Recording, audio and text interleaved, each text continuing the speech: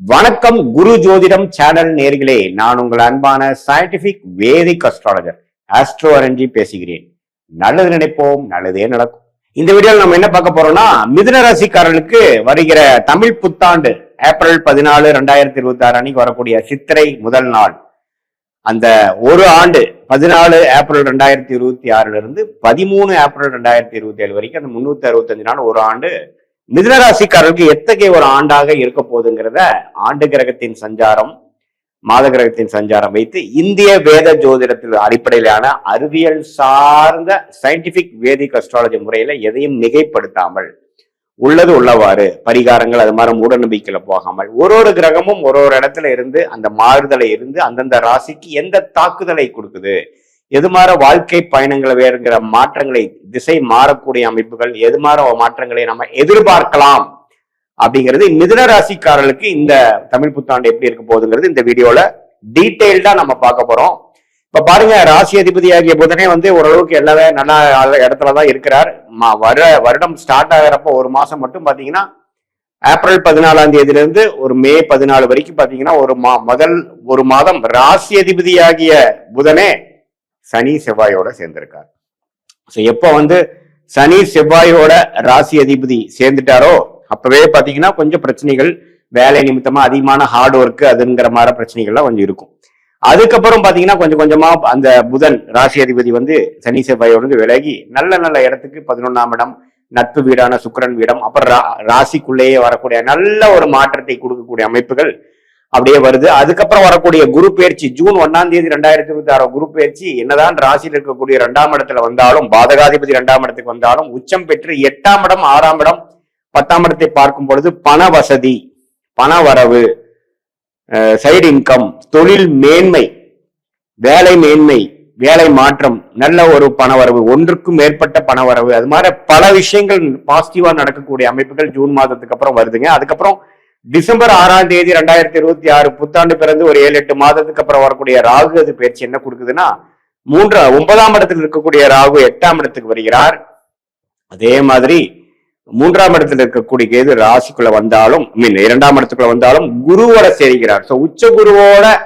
ராகுவும் கேதுவும் சேர்ந்து அது மாதிரி அந்த 8ஆம் இடத்துல உச்ச குருவோட ராகு கேதுகள் சேருவது பாத்தீங்கன்னா பண விஷயத்துல நல்ல வரக்கூடிய அமைப்புகள், நல்ல இன்வெஸ்ட்மெண்ட்ஸு, நல்ல லாபம்,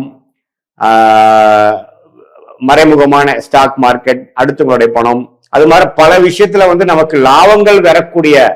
ஒரு அற்புதமான ஒரு காலகட்டமாக குறிப்பா சொல்லணும்னா இந்த டிசம்பர் 2026 அப்புறம் வரக்கூடிய அந்த ராகு கேது பயிற்சியும் அந்த ஏப்ரல் மாசம் வரைக்கும் குரு 2லயே இருக்கிறப்போ உச்சகுருவின் பார்வையில் இருக்கக்கூடிய ராகு, உச்சகுருவோட சேர்ந்து இருக்கக்கூடிய கேது, சனி 10ஆம் இடத்துல ராஜயோகாதிபதி சனி குருவால் பார்க்கப்படும் பொழுது நல்லாவே தொழில் மேன்மை, வேலை மேன்மை, ப்ரமோஷன், அரசு உத்தியோகத்தில் இருக்கிறவங்களுக்கு நல்ல ஒரு டிரான்ஸ்பர், ப்ரமோஷன் பிளஸ் டிரான்ஸ்பர், மேலதிகாரியா ஆகிறது, நம்ம யாருக்கு ரிப்போர்ட் பண்ணிட்டு இருந்தோமோ அவரு இந்த போஸ்டுக்கே நம்ம போகிறது, திடீர்னு நல்ல ஒரு ஸ்டேட்டஸ் மாறுறது, இது மாதிரி கலைத்துறையில இருக்கிறவங்க, சினிமா துறையில இருக்கிறவங்க, கிரியேட்டிவ் ஃபீல்ட்ல இருக்கிறவங்களுக்குலாம் நல்ல ரெகக்னிஷன் கிடைக்கிறது, அது மாதிரி பல நல்ல விஷயங்கள் நடக்கக்கூடிய ஒரு அற்புதமான ஒரு காலகட்டமாக 2026 ஏப்ரல் 14 வரக்கூடிய தமிழ் புத்தாண்டு, குறிப்பா போக போக ஜூன் மாதத்திலிருந்து நல்ல மாற்றங்களை, பண வரவு ஒரு மாற்றம், இடமாற்றம் ஒரு மாற்றம், நல்ல ஒரு பதவி உயர்வு ஒரு மாற்றம், படிக்கக்கூடிய மிதுன ராசிக்காரர்களுக்கு நல்ல ஒரு அவங்களுக்கு எதிர்பார்க்கக்கூடிய படிப்பு, மேல் படிப்பு கிடைச்சு அந்த மாதிரி ஒரு இடத்துக்கு இடம் மாறி போறது, காலேஜஸ் அதர் ஸ்டேட் போய் படிக்கிறது, வெளிநாடு போகணும்னு நினைக்கிறவங்களுக்கு வெளிநாடு வாய்ப்புகள். ஏன்னா ராகு கேதுகளே 8க்கு குருவின் பார்வை பெறும் பொழுது விசா கிடைக்காம இருக்கிறவங்க விசா கிடைக்கிறது, வெளிநாடு பிரயாணங்கள் போயிட்டு வர்றது, போய் வெளிநாட்டுல போய் வேலை பார்க்கறது, விசா கிடைச்சு அந்த போய் படிச்சுட்டு வர்றது, அது மாதிரி பல விஷயங்கள், நன்மையான விஷயங்களை கொடுக்கக்கூடிய ஒரு அற்புதமான ஒரு ஆண்டாக. ஏன்னா ராஜயோக அதிபதி சனி 10ஆம் இடத்துல இருக்கிறது ஒரு அற்புதம், அத குரு பார்க்குது, அதுக்கு மேல ஒரு நல்ல ஒரு அமைப்பு, ஒரு ஐசிங் ஆன் த கேக் அப்படிங்கிற மாதிரி ஒரு நல்ல அமைப்பு. அந்த ராகு கேதுகளும் ஒரு சுப கிரகமாகிய குருவோட சம்மதப்படும் பொழுது போக போக குருவும் கேதுவும் எந்த அளவுக்கு இணையறாங்களோ அந்த அளவுக்கு பாத்தீங்கன்னா 2 ராகு கேதுகள் திருட்பலம் பெற்று ஒளி பெற்று இன்னுமே நல்ல பலன்களை கொடுக்கக்கூடிய அமைப்பு கண்டிப்பாக உண்டு. ஸோ இது ஒரு மிதுன ராசிக்காரங்களுக்கு ஒரு கேம் சேஞ்சரா இருக்கக்கூடிய அமைப்பு. ஜூன் மாதம் வரைக்கும் கொஞ்சம் ஸ்லோவாகவும் அதுக்கப்புறம் நல்ல ஒரு அமைப்புகளாகவும் கொடுக்கக்கூடிய அமைப்புகளாக மிதுன ராசிக்காரர்களுக்கு உண்டு. இது பொதுவான பலனை தவிர உங்களுடைய ஜென்ம ஜாதகத்துல நீங்க பிறந்த தேதி, பிறந்த நேரம், பிறந்த உரை வைத்து வரக்கூடிய ஜாதகத்தை போட்டு திருக்கணித பஞ்சாங்க போட்டு உங்களுக்கு என்ன லக்னத்துல பிறந்தீங்க, நீங்க மிதுன ராசியா இருக்கும் பொழுது மிருகசீரிட நட்சத்திரத்துல இருக்கக்கூடிய நீங்க அந்த கடைசி 2, 3, 4 பாதமா, அல்லது திருவாதிரை நட்சத்திரமா, அல்லது புனர்பூச நட்சத்திரத்தோட முதல் 2 பாதமா, எந்த நட்சத்திரத்துல பிறந்தீங்க பார்த்து எந்த லக்னத்துல பிறந்தீங்க, அந்த லக்னாதிபதி உங்க ஜாதகத்துல எப்படி இருக்கு, என்ன தசாபுக்திகள் போய்கொண்டிருக்கிறது, தசநாதன் புக்திநாதன் இப்ப நம்ம பேசின கோச்சாரத்துல எது மாதிரி அமைப்புல போய்கொண்டிருக்கிறது, இது எல்லாமே நம்ம ஓரளவுக்கு சேர்த்து வைத்து பார்க்கும் பொழுது துல்லியமான பலன்கள் அடுத்த வரக்கூடிய காலகட்டம் எது மாதிரி ஒரு ஷார்ட் டேர்ம் இருக்கு, எது மாதிரி ஒரு லாங் டேர்ம் இருக்கு, நம்மளுடைய வாழ்க்கையை அடுத்த வரக்கூடிய கட்டங்கள் எது மாதிரி திசையில திரும்புற மாதிரி இருக்கு, என்ன ட்ரெண்ட் காட்டுது,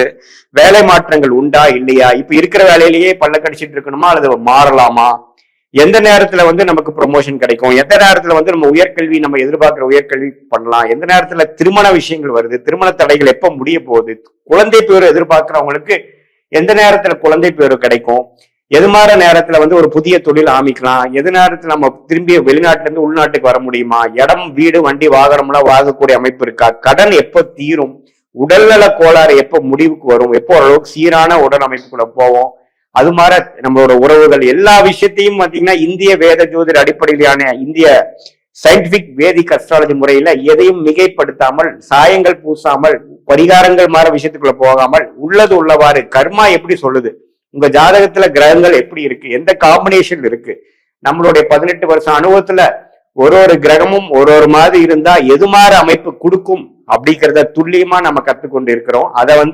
நம்மளோட லைவா பார்த்து எது மாதிரி அமைப்புல இருந்தா எது மாதிரி கர்மா கொடுக்குது, எந்த கிரகத்தின் தொழில் நமக்கு நல்ல சாதகமாக இருக்கிறது, எந்த வேலை நமக்கு நல்லா வரும், வேலையா தொழிலா அல்லது வெளிநாடு வாய்ப்புகளா, கவர்மெண்ட் ஜாபா அல்லது பிரைவேட் செக்டாரா, எது மாதிரி துறையில நம்ம படிக்கலாம், குழந்தைகள்ல எந்த மாதிரி துறையில வர்றதுக்கு வாய்ப்புகள் இருக்கு அப்படிங்கறதெல்லாம் நம்மளுடைய ஜாதகத்தை பார்த்து நம்மள எந்த விதத்திலையும் நாம ஒரு மூட நம்பிக்கைக்குள்ள போகாமல் எந்தெந்த கிரகம் எப்படி இருந்தா எப்படி ஆகுங்கிறது நம்மளுடைய 18 வருஷத்துல இருந்த ஆராய்ந்த கிட்டத்தட்ட ஒரு 40-45 ஜாதகத்தை பார்த்து ஒரு அனுபவத்தை யூஸ் பண்ணி சயின்டிபிக்கா நம்ம புரிந்து கொண்டு அதுக்கு தகுந்த மாதிரி நம்மளுடைய வாழ்க்கை பயணம் தீட்டி தேவையில்லாத வேலைகளை செய்யாமல், தேவையற்ற முயற்சிகள் தப்பான டைரக்ஷன்ல போகாமல், எந்தெந்த நேரத்தில் எந்தெந்த வேலைகள் செய்தால் அந்தந்த பலன் கிடைக்குமோ அதுக்கு தகுந்த விஷயங்களை செய்தோமானால் தேவையற்ற பண விரயங்கள், தேவையற்ற பொருள்